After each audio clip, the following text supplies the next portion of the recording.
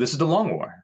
I'm Rob Baer, and joining me once again are my partners in crime, Kenny Boucher and Wyatt Turk. What's up, guys? Yo, Doc, great to be here. Yeah, what's up?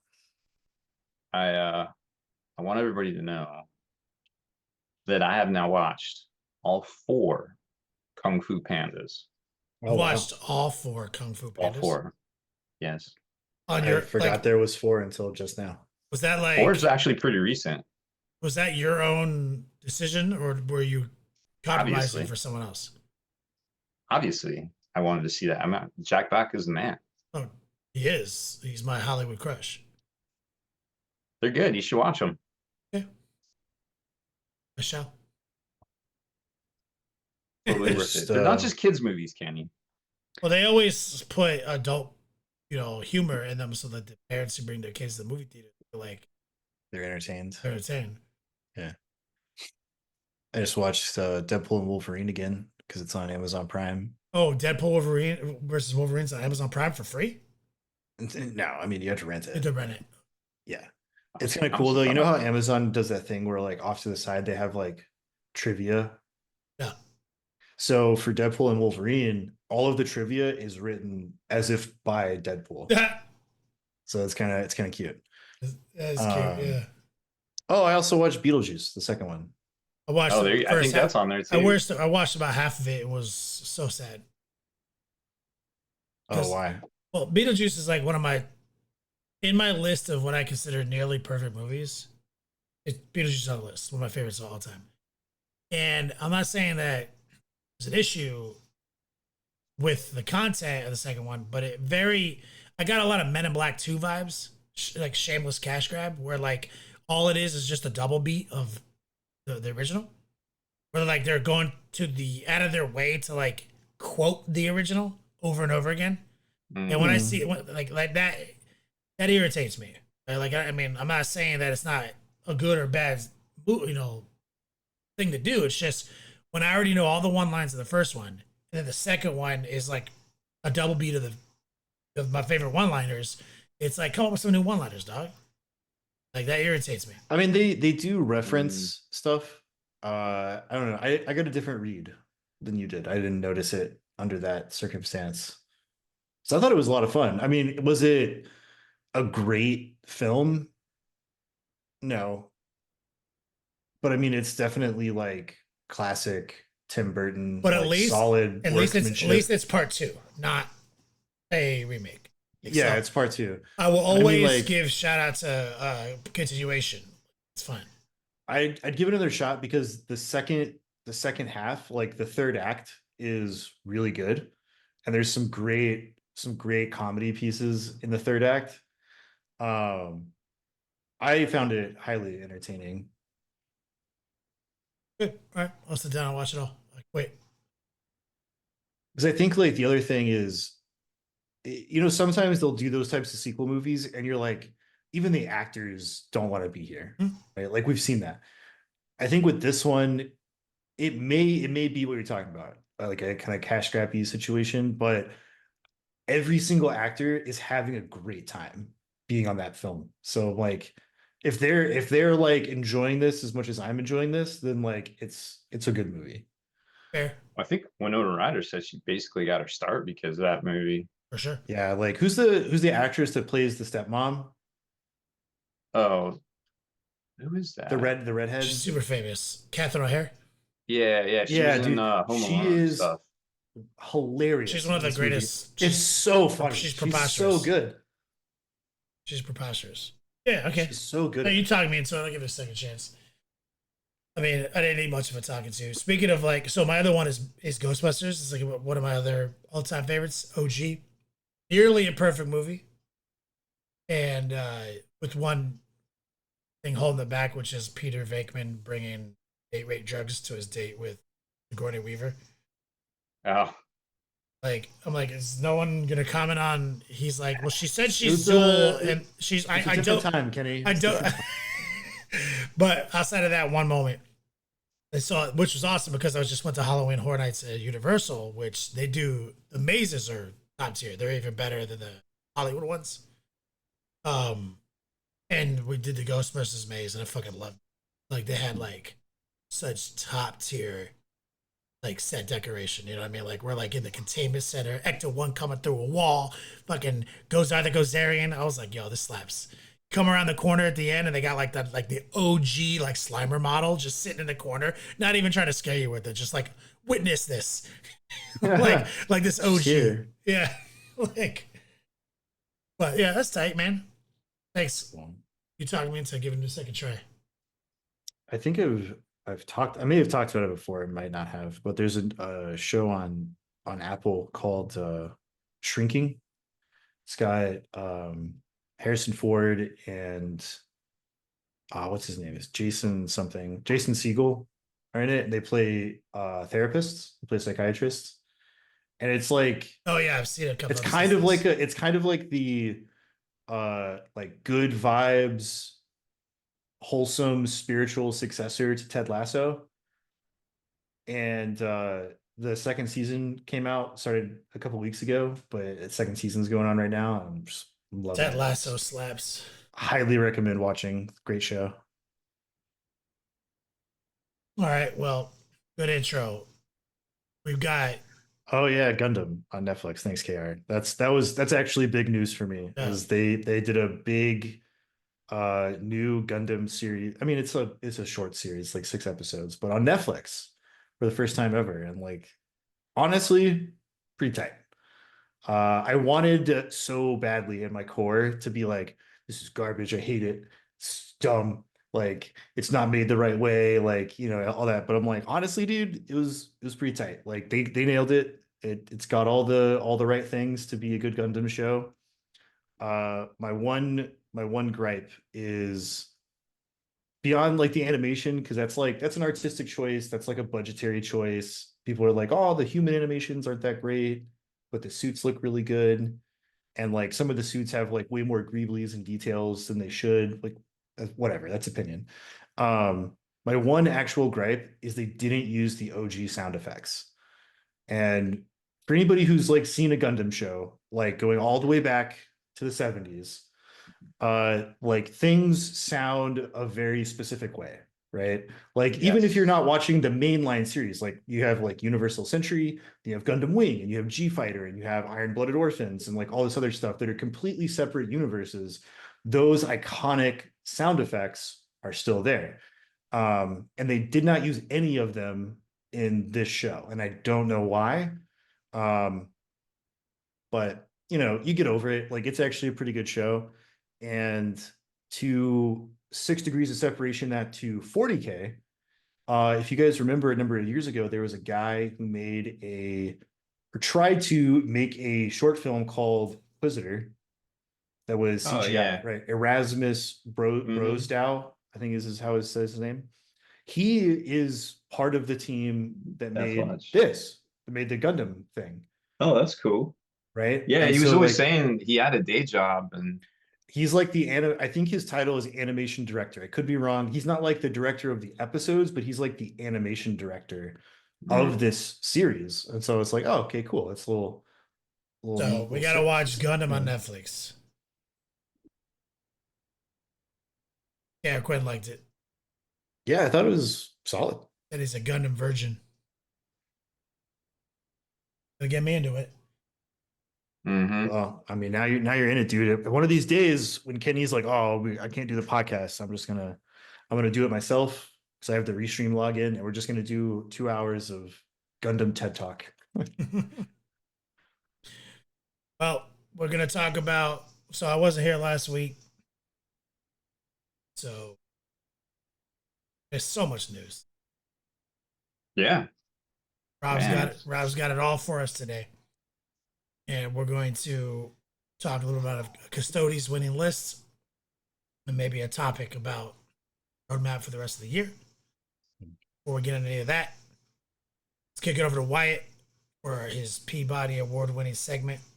Let's roll out to the Cave of Wonders and touch nothing but the lamp.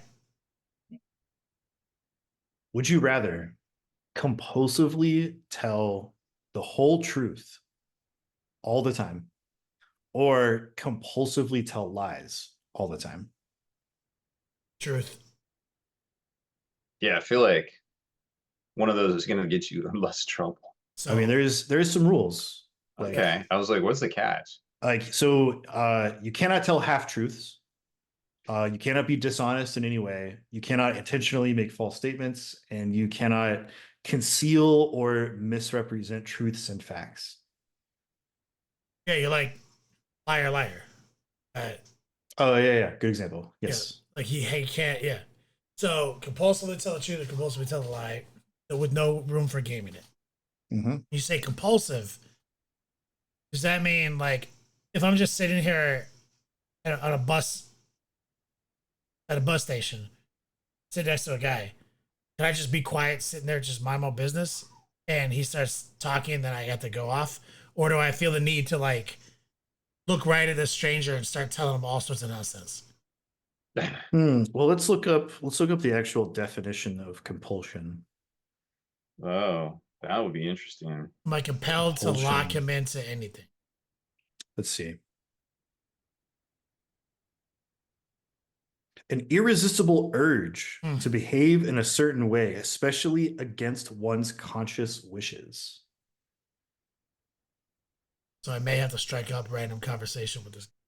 Yeah, it's like you But might just get bored and like your compulsion will take over. I can still do normal think. I can still think, right? Like I can still be like, the thing I want to talk about, I'm going to direct this conversation toward. Maybe. I mean, like, so if you're actively in a conversation, like you might feel the compulsion to weave lies. You know how into it. people are compelled all the time to do things, and like a lot of times, all people want to do is strike up a conversation with somebody so they can say what they wanted to say the whole time. Mm-hmm. You know what I mean, like, Yeah, so yeah. I assume it's kind of like that, but I have to always tell the truth on my way to that. Yeah, maybe just start with like a crazy lie just to get their attention. Yeah. Oh, So, you mean like clickbait? Oh yeah, it's a great example, Rob. Huh. yeah, because I feel like compulsive lying versus compulsive truth telling. You're gonna say some shit you didn't want to say. Unavoidable. Either way. Well, that's different. Either way, right? But and you're gonna, there's some relationships that just can't exist in either setting. You know what I mean? Hmm. But I believe in my heart that telling the truth is always the right thing, and telling a lie is almost always the wrong thing. So I would be compelled to select compulsive truth telling. Wow, as hilarious as it's gonna be. Gonna be preposterous. Think about everybody. I feel like in your world it would be semi-preposterous. Think about every time like your girlfriend or your wife has ever asked you, like, does this make me look fat? Mm-hmm. I want it just because how many times is like your girl said some shit like that to you and you're like, no, it doesn't make you look fat. You're lying. I'm fat. But now she knows I'm a compulsive truth teller, and I'm like, no, it doesn't make you look fat. Now what? Oh yeah, good Now point. what? Solid point. Now what? I'm credentialed, cannot tell a lie. Ooh, yeah. I mean, that's gonna backfire. Must believe me. You must believe me now. You have no choice. Yeah, your papers are in order, sir. Think about that. A lot of power to that. Mm-hmm. Yeah. With Ooh, great like power comes companies great could. responsibility. She's gonna ask you if like whatever she's yapping about is annoying you, and you're gonna lose that one. That's a loss. Yes, it is. You just have to use that line But- from True Detectives. Like, but- I wish you just stopped saying random shit. While it annoys me, does not mean I am unwilling to hear it because we are in love. Nice save. Nice. Credentialed truth teller, you have to accept that as reality.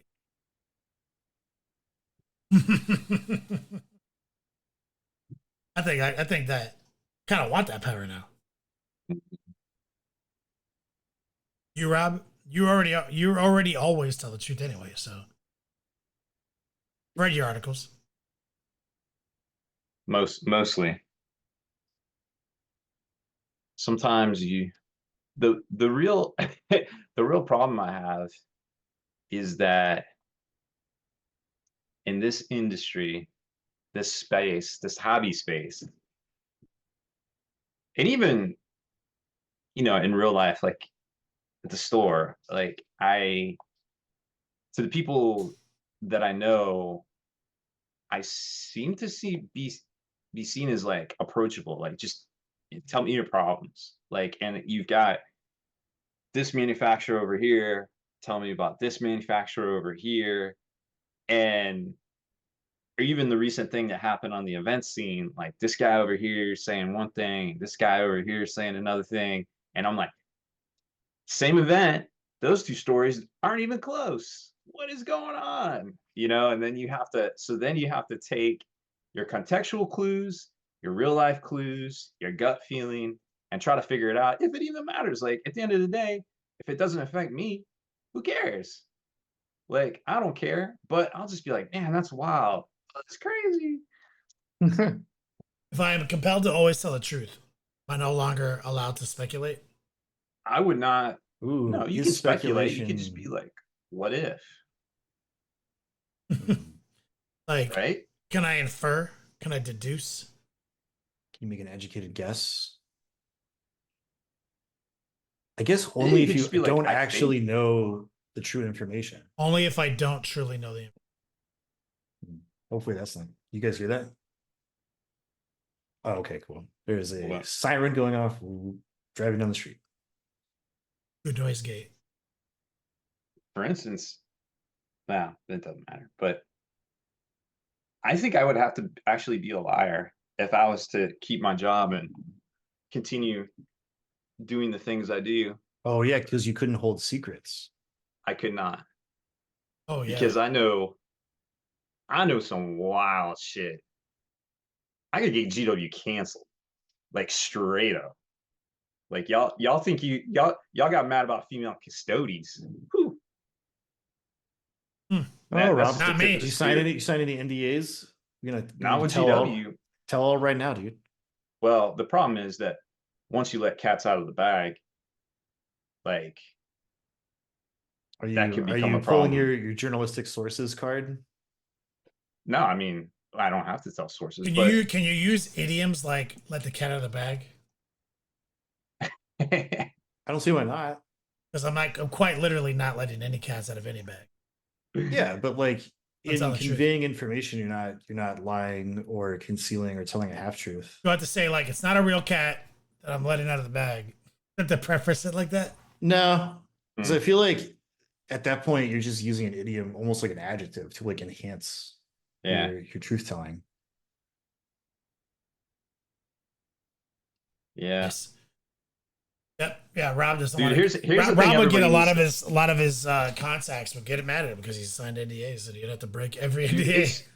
it is absolutely mind-boggling the shit I have access to and privy to. Like in like and I have only signed one NDA. One. Hmm. That's the real kicker. Like Yeah. when you think about it. But anyways, I love doing what I do. I would have to be a liar though to keep doing it. Fair. All right. Well, I don't like it, no, but you can't. but You have to literally keep secrets as part of your job. I have to literally keep secrets.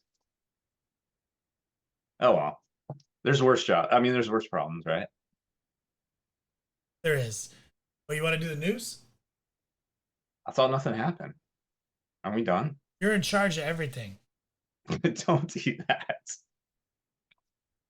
I will make some I'll make some mistakes and they will be small, but they could always snowball. All right, yeah, let's do some news. So I dug up the new plans for Games Workshop's fifth factory. They're starting a new factory. Well, they applied to be able to start a new factory before the fourth factory is even done. How wild is that? Man, Tell the truth. where is this one being built? And we're right around the corner on the same street, even. So what happened to all these other factories they're building? They're getting built. So are these just like extensions to their main building? Is that what they actually are? No, I mean they're not attached. They are It's like a like compound situation. like Okay. imagine like basically it's same street but like diagonal. I got you. So I was kind of like, whenever you say like building a new factory, I think the implication is sort of like the new Tesla factory. That's like this entirely new facility at this one place, different Oh, I got you. location, like that sort of thing. So it's like, oh, so they're just building like another shack in the backyard. Like, got it. Like, No, they might have started with some shack. I mean, Army Painter literally started with a shack, literally. Um, let's talk about this. So, Games Workshop is becoming one of the major employers in Nottingham. Like, it was once explained to me that Nottingham is basically, think of Detroit. Whatever you think of Detroit in the States, that is the UK's, Nottingham is the UK's equivalent of that, basically. Is how okay. it has been explained to me. I have no practical knowledge. Because that's I've never been fucking to rough, Detroit dude. either. I heard it I described think of as the like Fallout 3. Yeah, dude, like Detroit's rough. I don't know if it's that rough, but um there is that. So that's kind of the way it was explained to me. Now there is they got their offsite Euro hub where all the stuff goes to like get shipped off and all that, but their factories are like right They there just on. mean like it's rooted in like tradition is rooted in like manufacturing. You mean like yeah, it was basically where a lot of the industry So was okay, so maybe supposedly. that's what they mean, like industry, Yeah. not Okay, high res photos of Fallout. got it. There you go. So that actually supports, we knew from the Chapter House Studio saga that from the records that GW at the time in 2014 or 2016, I forget, time that has no meaning now, 47% of their sales were paint and accessories. So having their own factory for paint, if it's, can you imagine now, 10 years later, like that seems like maybe you should have had that a while ago. I don't know, but it'll be Yeah. cool if that, you know, if it gets approved and it is there, and these plans, holy cow, Nottingham is mean. Like the city council, like I've recently gone up against the local Golf court. governmental agencies in my town, was not impressed, but these guys make it seem like a whole like endeavor. I would not want to go up against the Nottingham City Council. Um, so anyways, they submitted all the plans and things, and it looks like it'll support up to from 50 to 70 people, give or take. Um, their fourth factory, supposedly the one that they're currently building that was approved, is 62,000 square feet, and this one isn't quite as big. I'm trying to pull up how big it actually is. Nottingham City Council. Here's a proposal.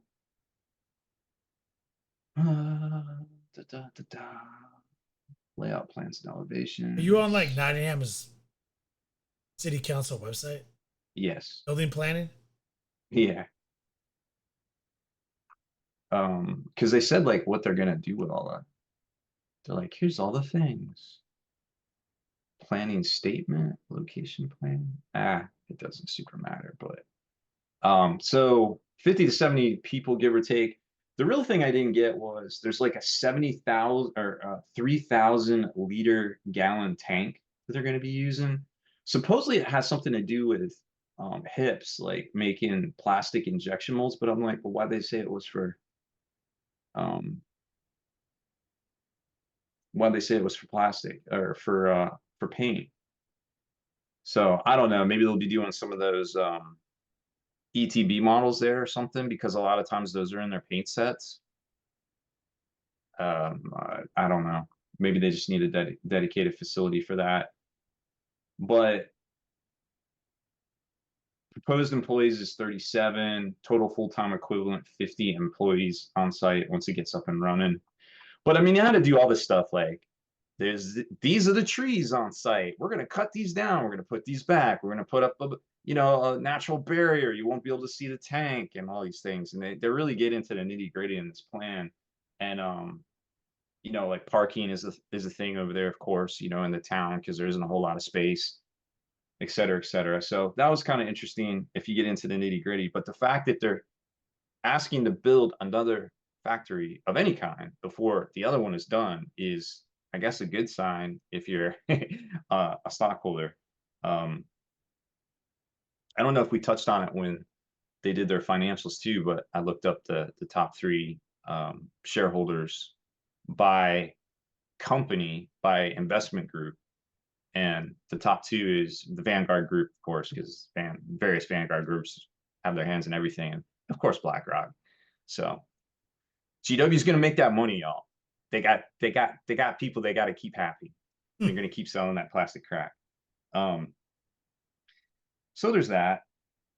Let's talk about so the original second edition Eldar Codex art. If you remember it, if you have a mental image in your mind now, if not, you could look it up. Was bought from the artist. I think it was it Wayne? I don't know if it was Wayne. I forget who the original artist was now. In 2016, and the person at the time that bought it bragged on Reddit about it, like, I got it too cheap and all this stuff, and I'm never gonna sell it. And if I sell it, I want $250,000. Like, first of all, fuck you. Like, I get it. It's nice to buy low and sell high, but when you start, You bought the like, rights to the art? no, he bought the piece of original art that they used to make the physical codex. piece. The physical piece, yes. And then bragged on Reddit immediately, like, So as one does. yeah, so what's happened now? Well, he sold it on eBay. $250,000? No, he got 60,000. It was like the American equivalent's like $65,000. What did you buy it for? He didn't say, but people thought like $2,000. Wow. Not bad for 6 years or Honestly, 8 years. Like, good for him. I mean, get paid, dude. Good for him for sure. Maybe the wrong attitude to have about it when artists are out there struggling. Our literal hobby is about it's art. crazy that the art world is a scam. the art world is a scam. It's fucking facts. Yeah. Anytime you can get paid, get paid. Art is like literally, art is only valuable because somebody said it is. Like that's true. Like who's more important, the guy who made the art or the guy who sold the art? The guy who sold the art is more important because a salesman can sell garbage. A salesman can sell pyramid scheme, sell essential oils, right? So how good the product is actually irrelevant to putting it in front of the right people. Mm-hmm. So like, the art doesn't matter how baller your art is or how meaningful your art is. So you're always beholden to the organization, which is where the scams begin, to value your art. So that you can get a tiny piece at the end of what you manufactured. Yep. But that's better than zero, because that's what you get if you don't rely on this. It's like, the other thing too is like if you're any kind of artist, right? Like, so like Kenny and I are artists, like you're kind of an artist, Rob. And it's like you have to be able to find a way to market what your art is, and your art is still only worth what people are willing to pay for it. Sure. So it's like if you're a struggling artist and your stuff isn't selling well, it's not like anyone's fault, really. It's just that like you're not going to make money making the type of art that you're currently making. So if you're an artist to be an artist's sake, then like money shouldn't matter. But if you're an artist to make money, then your focus should be to make whatever type of art makes you the most money. Yeah, I agree. And I think Billy Corgan actually had a lot to say about that recently. The lead singer of Smashing Pumpkins, about how after Bullet with Butterfly Wings, they wanted every song like that, and he's like, no, that's not what I want to do. Like, I want to make I want to make music to make music. He could have, and it would have been bangers. And that's kind of what we're experiencing now in this day and age with music, because a lot of it sounds the same, sadly. But there hasn't been much change since social media came out, I guess. That's just a personal observation. Actual results may vary, but I don't know. I guess I'm of the opposite opinion. I mean, sure, he sold it to GW and made money back in '92 or whatever, and that's fine. But I think just the attitude you know, that he had in the post and things like, I'm gonna sell it for 250, and yeah, okay, you got a lot for it, and I that's mean, cool. like, And I'm so A lot of part of that bragging. too is right, is like, so if you're an yeah, artist and you sell a painting at $1, yeah, and there is no agreement in place to begin with that, like, if that thing in 25 years resells for $1 million, that you're owed any type of residual income, then like, well, it's what's the issue here, right? So it's like the other, if you don't have that type of agreement, then one of the reasons that artists want their stuff to eventually sell for lots of money is because, like, if I buy a Rob Baer at $2 million, and the people that were outbid on that were like, well, I want, and that causes buzz, right? And they're like, well, I want a Rob Baer, and so then like people will come and buy art from you anyways, and then like it's a seller's market, so then you can say, well, yeah. give me X number of dollars for my art, and I'll sell it to you. Yep, No, it's definitely subjective. it's just an annoying guy. I get it, but he didn't do anything wrong. No, I mean, at the end of the day, absolutely not. You know, it's eBay. He sold it for what it went for, and it did what it did. But If he had you sold it for know, $250,000, then he would officially have been a boomer like my dad. Made one investment in his whole life, then sold it and retired. hey, there's worse things out there. Um, so that was, I mean, it was cool to see because you know there's a lot of codexes out there. So I'm wondering, you know, what would some of the other art sell for nowadays? Because I mean, well, obviously Blanche did a couple covers, the Sisters Battle book. Oh yeah, Um, that's definitely a banger. Trying to think what some of the, I mean, Space Wolf book's pretty sick cover art. Yeah, I mean, like, I imagine, like, we were talking about my like hardcover graphic novel signed by Dan Abnett that's behind me right now. Like, that probably, if I would chose to sell it, would sell for a lot more than what I bought it for, which was like retail mhm. price in 2012, 13, somewhere around there. It was like $10 or some shit. Yeah. Oh yeah, all the and GW does those in batches too. So just the book itself, you know, is Yeah, you can't worth. buy those anymore. Like, you can't go to Yeah, a store and get exactly. it. Crazy. So yeah, totally for sure. What else we got? I guess we got, so there's definitely a lot of rumors out there. I mean, we know that Emperor's Children are probably coming in 2025, right? But there's, I mean, you say rumors, but it's like really it's a wish listing. I mean, anybody can look at any faction, see what models are 30 years old, what models need to be replaced, what models people want to see. Oh, plastic fulgrim as a snake. Yeah. You know, hey, how about Lucius? How about, you know, all these different things? It's not hard to come up with, hey, it's this. But then Yeah. sometimes you get stuff like the Fugan leak, which was obviously a leak because that was shit. The instruction manual, the box, everything, the sprue, right?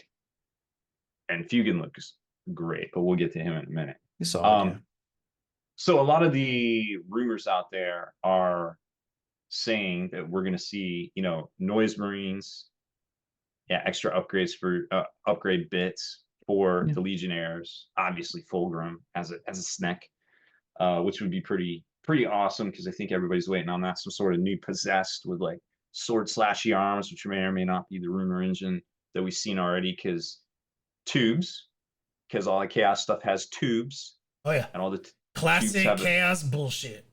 Yep. Since how long have they been doing that for? I guess since the Dark Vengeance starter box. Wow. Yeah, that was like the first rebrand of Chaos. I Yeah. just painted a Warp Talent shoulder pad the other day, and I was like, God damn bullshit. Yeah. Got Yep. little Man. mouths and little teeth on it, little tubes everywhere. I'm like, what the fuck? Tubes. Yep. So that looks really interesting, and I'm sure they are going to sell a lot, especially Lucius, the non-eternal. Hopefully, he becomes eternal here sometime soon. If I had to guess, I mean, we know there's a preview coming up at the World Championships of Warhammer in a few weeks, but also LVO. Sometimes they sneak in a New Year's preview. Advent Engine, and in December we might see 25 more rumor engines dropping every day over the course of December. So there's lots of opportunity. While it might not seem as exciting on the 40K side of things, there's definitely going to be a lot of teasers and such coming up soon for a lot of things headed into the new year. And I'm sure we're going to see 2 banger previews. Basically, so middle of November is one, and then middle of January is one. So within 2 months, two major previews for what is coming in 2025. So that would be really exciting to see. And then there's Space Wolf rumors. So Emperor's Children hype is are people excited about that? I think so. Aren't you? Yeah. Oh yeah, I am. No? I mean, I'm more of a Corn Nurgle kind of aficionado. Do they have enough models? I guess Death Guard probably does. Death Guard has a lot of models.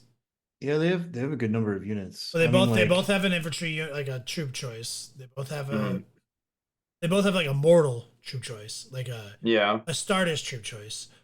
They both have multiple elite troop choices.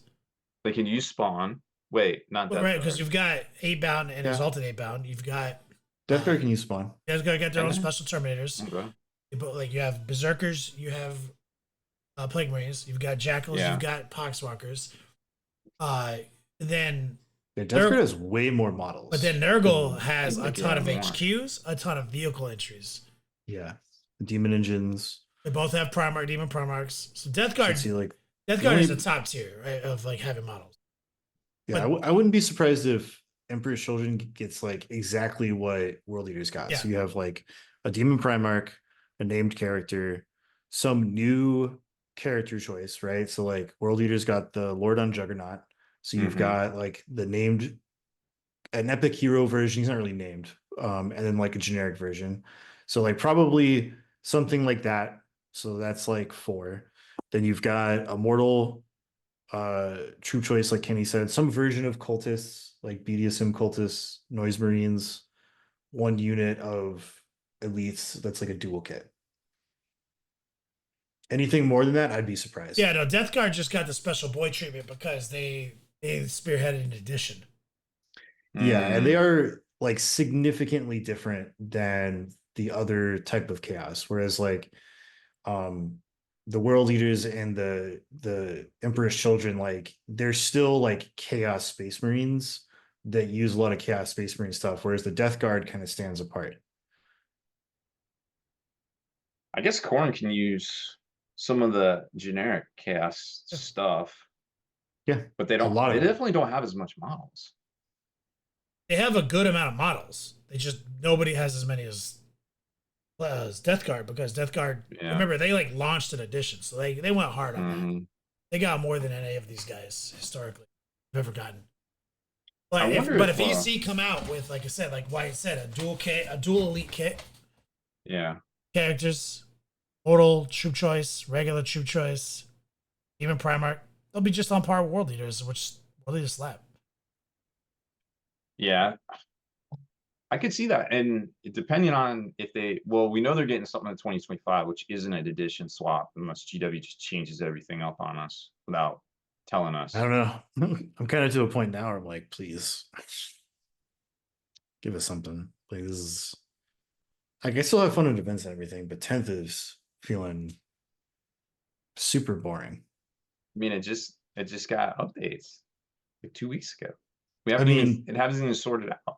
Points is points. Like we've gone through many points changes where some factions it means a lot. Some factions it basically doesn't mean anything. The cumulative weight of like all the little changes they made, which all independently make a lot of sense and we can endorse via game theory. The cumulative weight of all these little changes does take a lot of flavor out of it. And and it's like I'll still play it, and I do. And I still love it. I still go to events. I'm still having a good time. But it's slightly harder by some metric to get as hype as it once was. And I think a lot of that has to do with the scheming phase, right? When you're in the beats lab playing the mini game, you can't do as much in that phase. There's no secret thing you came up with. But there's no secret, like the war gear and all that. Yeah. And there's especially like that satisfaction, as that we get dopamine deeper, hit, you know? Yeah, as we get deeper into these releases, like the gulf of like rules disparity, because like, simplified, not simple. But you have some things where they're like their index was fucking banger out the gate, and you have other stuff who's just had the game was more exciting in indexes. Yeah, and now we're to a point where like a lot of stuff has codexes, a lot of stuff doesn't have codexes, and then you're like, if you're still in index world, you're like, well, how was my index at the start? Because like they've been pretty stingy with changing or upgrading rules as opposed to points. So I mean, like it's just kind of dependent on like what factions you own, like what's your hype shit, right? So like I can definitely see some people who are like, I have one faction, right? Because it's a lot of people. A lot of people that go to tournaments still only own one army. And if your one army is just like in the doghouse and is in a not great place, you're just like, man, this edition sucks. Yep. Yeah, I could definitely see that. And it's not speeding up any, and I think that had a lot to do with the hype is the frequency of releases. But now it's hard to kind of remember what's even coming out because it was previewed 2 weeks prior, and it's a whole thing. And if it's some stores, if you don't pre-order it, you're not going to get it because they have to put their numbers in so quick. And it does seem to not be as fresh and engaging, I suppose. It's easier to get distracted. I like and like there's 40K is my main shit. You know what I mean? It's still my main shit.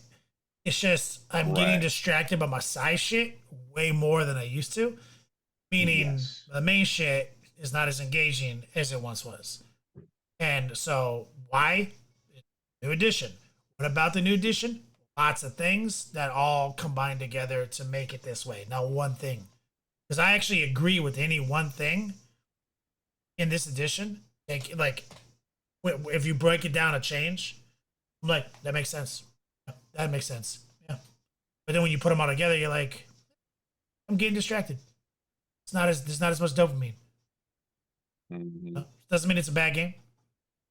Yeah, like the core rules of 10th are great. Like I don't have an issue with those. What I have an issue with is like the way that the indexes and the codexes are set up, and the fact that like not having individualized points costs is, I can kind of take it or leave it. Right. While I agree with it objectively on paper, and I think it is getting to the point it where makes a lot of sense. Dude, it's just that there's a whole dopamine hit I'm not getting. Like I used to sit in bed on my fucking battle scribe on my phone, scheme into the wee hours of the night. And now I'm like, well, that was a fun 6 seconds of work. Put the phone down. I mean, like, there's little hits, you know. But either way, man, I'm still excited to see the lore, see the models, see the new changes, still go to the tournaments. Still the best hobby in the game. You know what I mean? Maybe they do it. Maybe, and what spurred this on was like, next year is not supposed to be 11th edition. Right. If they follow the charge. Yeah, because they're not going to do a reset on the books. It's still going to be like 10th edition. But it would be tight if like, okay, so these are not working. Let's make some changes. Let's do a big sweeping, update. Let's maybe add some things back in. Yeah, Kara Quinn says it too. We're not getting a list building fun. We've always said this on this podcast. Like 90% of the game is not playing the game. And this edition is heavily cut into that. Right? Like, so, oh shit. But it's not like a disaster. This isn't like 6th edition. Disaster. They had to like turn around to 7th really fast. This isn't a disaster. Box office smash. Record profits. Tournaments are bigger than ever before. Crushing it. So it's literally not a disaster in any measurable way. It's No, it's just a perceived issue. yeah. And obviously there's been some lore changes people haven't been okay with, and some, calls on the corporate side of things that people have not been happy with. But overall, I mean, I think they're doing just fine. And, I've only seen slowdowns like this two other times. One, when they tore all the machines out of the US, shipped them back to the UK to do sprues. Summer of 2013, Tau was incredibly allocated, very hard to get, and shit was super slow. Till fall, they throttled it. And right after they dropped Age of Sigmar, because everybody was mad the way they did Fantasy So Dirty, and that was pretty palpable for about 3 months or so, give or take. And you know why no one's really getting mad about any of this stuff anymore? Like the allocations, the lack of access, because we're all like Kind of bored. We're kind of bored. We don't really like it. Doesn't mean anything. It doesn't mean anything that I can't get a model. Well, I think well, I think there's other reasons for that too, because things are a lot more accessible that are usable as models. That's true. I mean, I do have that supreme confidence knowing it doesn't ultimately matter. But also, I'm just like, when I'm scheming for an event coming up, I'm like, what the hell's fine. Like, I'm not scheming anymore. Like so. And maybe that's to cater to the casuals, because the casual player, and that gets back to the competitive versus casual. Is it even a real thing? Nobody likes to lose, but sure. But consistently, the folks that aren't up there in the top 20 are the folks spending the most money on the hobby. And those, if you look at a demographic of, like a US Open, yeah, you got your super hard bangers, your teams that are we're in the generation of dad gamers, which we talked about. Is like, dad gamers now. Right. A dad gamer is to be able to sit down and put this many minutes into the game system and receive this much success. It doesn't need to be the same success as top 20 guys, but it needs to be measurable success. And it has to be an equitable exchange for time. And 40K has been historically bad at that. And now it's kind of good at that. So, take some, you lose some, Ultimately, still the best game in the world, still the best hobby in the world, still crushing it in the box office. You know what I mean? Like, so I agree. I don't think they're going to be ahead of schedule. Someone in chat mentioned maybe like a 6th to 7th rollout. Like how that was like it was basically like 7th is really like. I don't think it's the case. They have there's nothing spurring that. Like they're doing great. Their numbers were solid, beyond solid, like preposterous. Like 1,000 players at LVO this year. You know what I mean? Like it's not slowing down, dude. Yeah, I mean LVO is already looking to be. Oh, speaking of which, we need to talk about long war doubles. Oh yeah, actually yeah. Let's change it over. We gotta sell some tickets. Speaking of LVO, which is basically broken every record in player attendance for singles competition since the last time it set the record the previous year. Every year it's been an event. Kind of an impressive goddamn event when you really think about it in that context. So yes, at LVO we have a long war doubles event like we do at Adepticon doubles, right? We started it at Adepticon and we leased it out to, when I say lease, I mean we volunteer our service over to Hardline Gaming for that. We did sell some fucking tickets. I think we only have like 30 tickets sold. I think we sold about just as many, maybe a little bit less than this time last year, but still, we're underperforming the sales right now. Well, I think that's just everything as a whole. You guys are making us look bad. Go in there and book your tickets. Go buy tickets. I gotta design. I forgot I was supposed to design a new mat this weekend. Oh, you were supposed to design the mat. New doubles mat, because like that's how it works. Is get a sick ass game mat, and we designed it last year.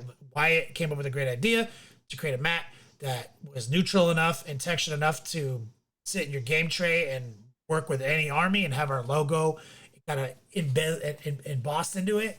So we're going to do something in the same vein again, but different for next year. classy and clean.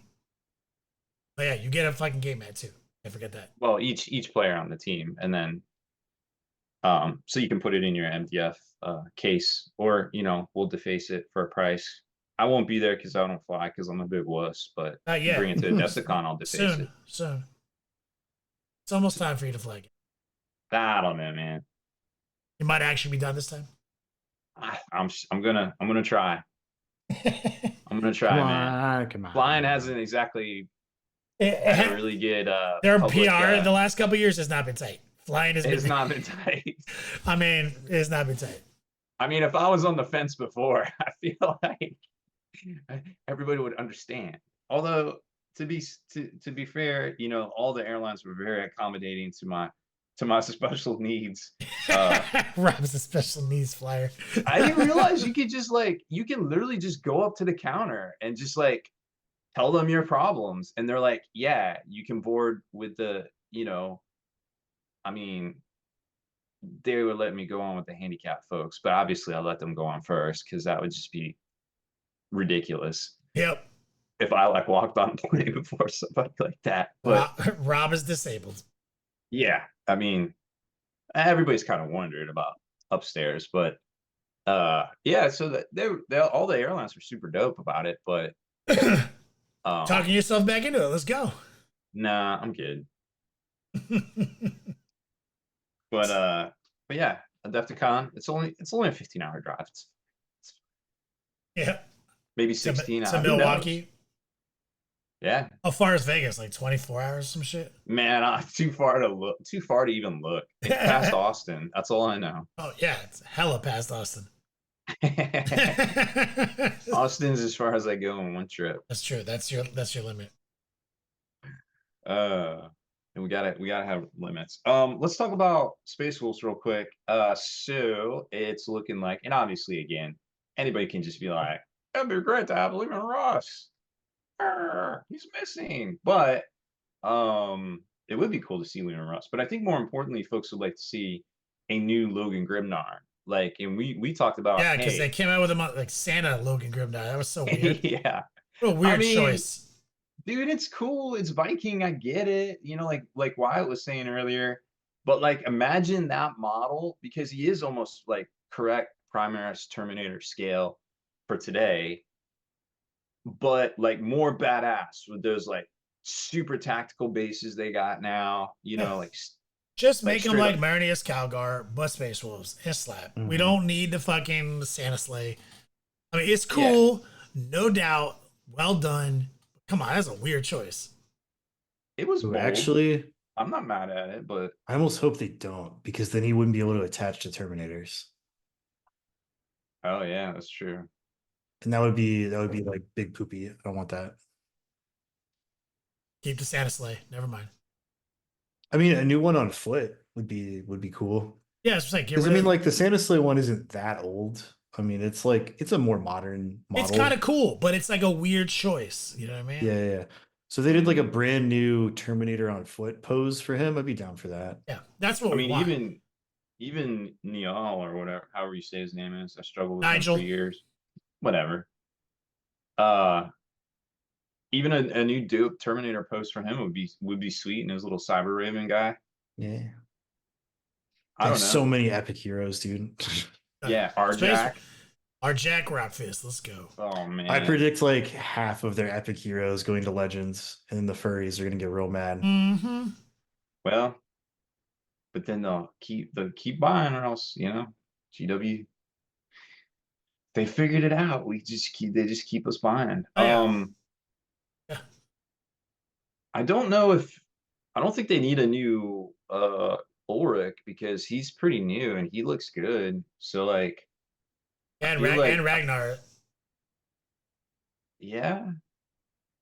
Ragnar's already a Primaris. Yeah, that's true. So I feel like that's kind of it. And if they want to bring Russ back, equal it up, 3v3. With it. Oh, and put Bjorn in a fucking Raptor armor. Oh man, that he'd be the first one, I guess, to get scooped out. Scoop him out. Scoop him out. we gotta change the fryer grease. Yeah. Scoop them out. Oh man. Speaking of scooping them out in fryer grease, I don't know how this segues properly, but Fugan was leaked and then revealed, and that is one spicy looking Phoenix Lord. I feel like. What did you guys think of the model?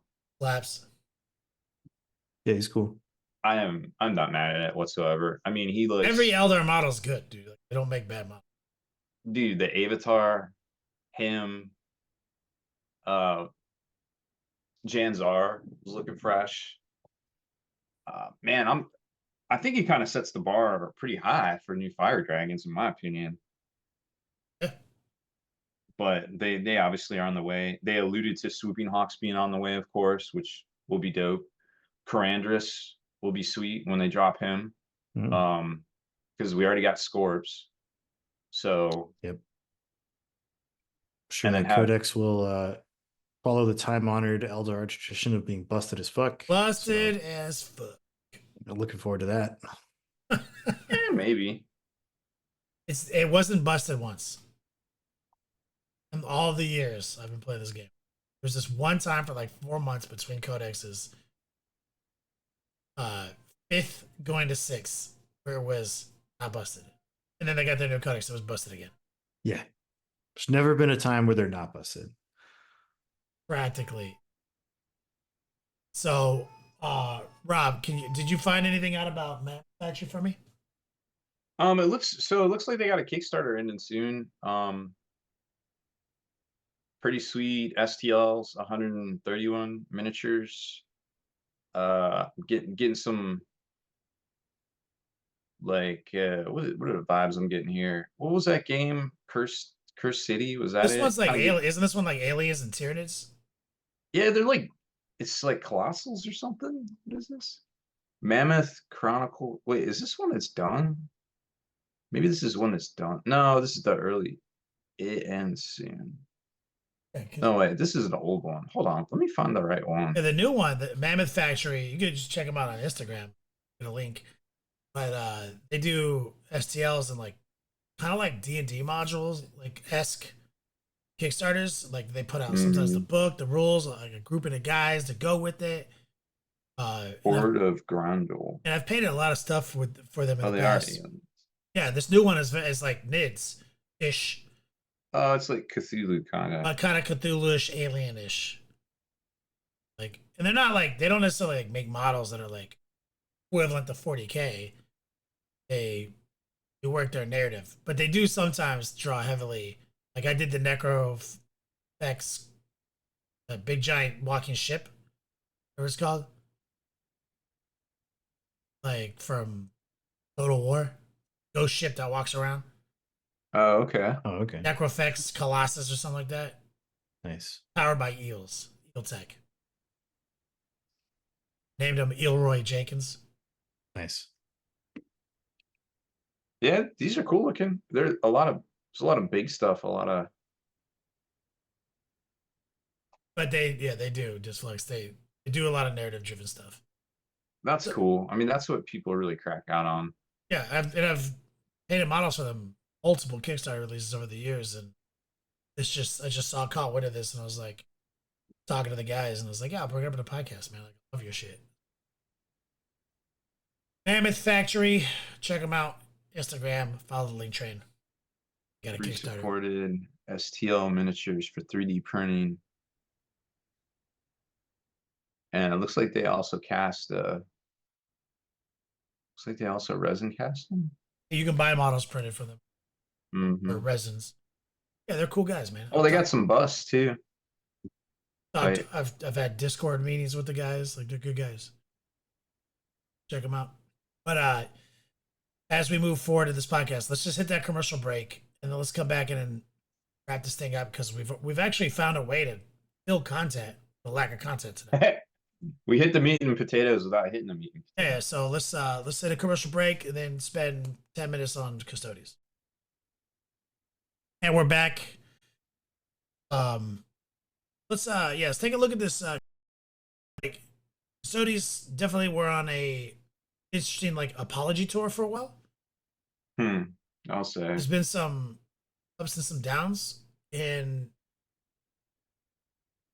got wind that there was a winning list. And our very own Kara Quinn from chat, the oldest man on the internet, made a statement, which was like, it's a boring list, but solid play, which is kind of interesting because a lot of some armies fall into that. Like, Yeah. it's kind of like the only way you can play it, and then you play it with solid gameplay. So, who's the winner? Let's take a look at that list.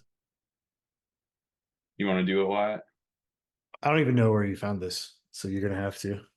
Oh, It's on you, and you're the Custodes guy. So I am the Custodes guy, allegedly. So this was this the Coventry or was this the other one? Which one was this?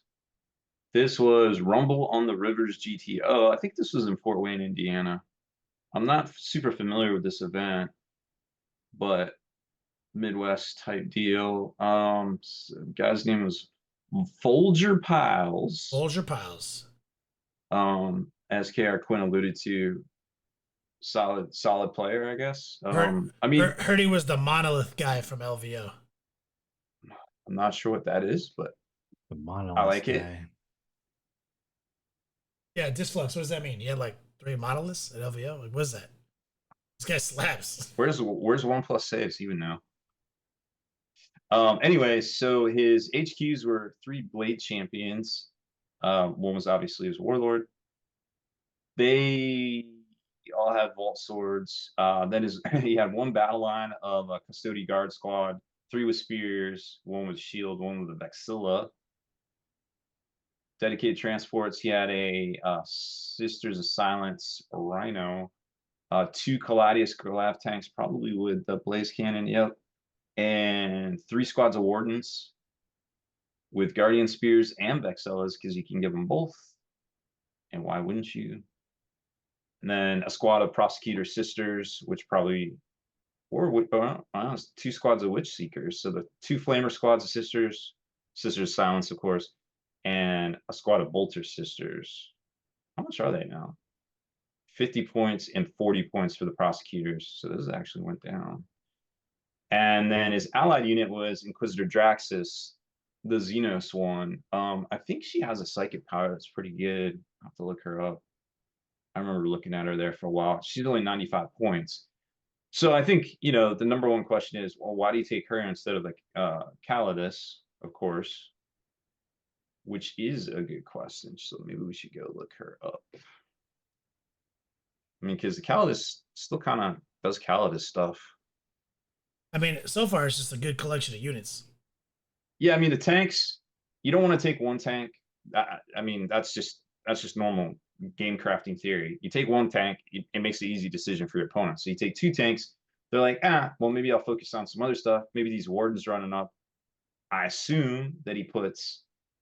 I'm sure a lot of people watch it live, but I assume he puts his Blade Champions in the warden squads because they obviously get bonuses for having a character in the squad, and then runs them because he gets those sweet rerolls. I mean, you can't advance the charge anymore with him, but he is going to get them in places, for those like weird angles where it's, roughly 9 inches to get onto an objective first turn, and then you just kind of hunker down and hold the line best you can, I imagine.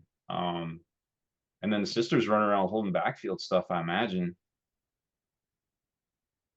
I mean, how have you guys seen Custodes being played lately? I haven't. That's what I'm thinking. Yeah, I haven't seen a lot of it, but I heard that this event was a Shark Tank, a lot of talent. Nice. So, solid fundamentals, playing the mission, solid units, not making mistakes. And so Custodes can do it. There's not a lot of flash. Just good units doing good things. And so, like Wyatt mentioned earlier, that's how Votan are too. It's not. Mm-hmm. Some codexes operate differently than others. Yeah. When I was talking about index disparity earlier, I was thinking about Votan, um, where there's just like the amount. It's just like the amount of rules that other factions have, and then when you play a faction like without the same suite of rules, you're just like, man, this fucking sucks, dude. Like this is not fun. Mhm. Uh, and having just played Votan in a team tournament, which isn't exactly the same, right? So there's a caveat to that where like you're trying to get like there's the whole pairing systems and teams. So like it's a little bit different, but just in general, where you're like, oh, okay, well, don't really want to see hypercrypt necrons because like they can 3-inch deep strike fucking everywhere, and I don't have access to that. I don't have access to scramblers. I don't have access to anything that flies. I don't have access to like the list goes on and on and on. And you're just like, man, this Mhm. is just rough. Yeah, team tournaments you're playing either like over optimized or under optimized into a matchup. It's like hard. It's a hard. But yeah, you're right though. Like that's but that doesn't mean it's not good. It doesn't mean Votan can't win. It's just No, and I mean like so last there was a kind of like a snapshot from some tournaments last weekend, maybe been like 2 or 3 tournaments where like Votan had a really high win rate, which they can do. But it's like with Votan, you kind of there is no like exciting Votan lists, right? Because we were talking about the Custodes thing where it's like Votan only have a handful of data sheets and their points cost is like very weird. So you're playing this like points cost Tetris trying to make lists. Anytime you deviate from like one side of the spectrum to the other, there's no way to play in between. It's like you bring 3 land forts or you bring like no land forts and like 6 Sagittars. Like so there's 6 Sagittars and a ton of infantry or 3 land forts and some infantry sprinkled throughout and nothing in between. And so like the style, like the way that you have to play 40k when you're using like the all Sagittars build, I don't like the way that plays. I don't like playing Mhm. 40k that way where it's like I move and then I trade and I score some points and then like you kill my shit and then like I move and I trade and you kill my shit. I'm just like I don't find that fun. So like is it competitive? Sure. But I would rather just play a different faction than play that. And it still has glaring weaknesses into some of the more like updated factions that are like, well, we have detachment choice because we have more than just the one, right? We have all of these updated rules where you guys are just rocking the index from the start of the edition. We have way more unit choice to begin with, so you're like hogtied there. yeah. There's a solid and accurate assessment of the situation. We Um, talked earlier in the podcast about this card edition. so I looked up Inquisitor Draxus, and I think I see why he took her. Because while this model is leading a unit, each time a model in that unit makes an attack that targets an enemy unit, excluding Imperium and Chaos, add 1 to the hit roll. Oh, nice. Oh, right. She's like Ordo Xenos buff. Right. So I guess, there's a lot of Necrons out there. Votan are technically Xenos, right? I think so, yeah. Tau. Um, so I could see that, but I think this one here is pretty interesting too. In your command phase, she has a psychic ability. You roll a d6 on a 1. She suffers d3 mortal wounds, and she has 4 wounds. So you can't do that too many times. On a 2-up, um, until the start of your next command phase, this Psyker's unit can only be selected as a target of a ranged attack if the attacking model is within 18. Oh shit. Okay, nice. So you give your guys a little bit more So she's only like survival. 90 points or some shit. She is 95. That's a solid fucking unit. Yeah, and that's before. I mean, she has a anti-infantry 4+ assault devastating wounds weapon. That's got 4 shots Also good. and uh, an offensive psychic weapon, and it's not that great. It's 6 attacks, strength 6. It does 2 damage. It's But just if sustained she's hits. fighting the right fight, she's hitting on +1. Yeah, so I Just feel good. like, That's a good 95 points. yeah, I feel like if you just intend to hold the middle and your own objectives, she is a better choice probably than the Calibus, to be honest with you. There's a Especially lot. the way the play is now Agreed. with the Vect ability being the way it is. Interesting. I dig it. So from what I understand, Ultra Piles, he was playing Eldari into Necrons LVO this year. That's when like Monoliths all deep track behind the Eldari line. Oh, Got in yeah, that we heard cut. about that. Yeah. So Yes. Good old Hyperchrome Necrons being able to 3-inch deep strike. Bro, every single time I play into Necrons, I get so tilted. And it's like, I know they're going to do it, and you can plan as best you can, but if you don't have a unit that has the scramblers rule, you're just like, the fact that they can take something like the Monolith, you spend 1 CP to deep strike the Monolith 3 inches. It doesn't even have to be behind you. It could just be like in front of you, Yeah, or right to like there. catch an angle. And then they can like pop 2 other units out from that are also in reserves from the Monolith for free, also negating the 9 inches away rule. I'm just like, how is that fair? It's just breaking the rules. Breaking the rules. Oh, serious rule break. Hey, we've done more than an hour of content. Actually, I had lots to talk about tonight. We made up for missing a week or two. I feel like we did a good job. Catching back up. Don't forget, guys, Long War doubles. Yeah, buy your tickets for LVO. Those tickets. And let's just shut it down. Wyatt, why don't you take us out of here? Rob? So that's it for this one. Make sure to head on over to thelongwar.net and become a veteran of the Long War today. P.S. Buy Long War doubles tickets for Yeah, dude. LVO. It's gonna be